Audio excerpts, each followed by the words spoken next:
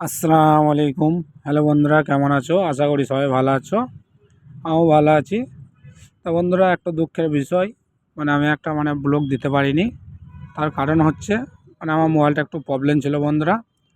তা আমি যে 98 দিনে 98,000 টাকা কামাবো বলেছিলাম, তাই হচ্ছে আজ বন্ধুরা 53 নম্বর দিন।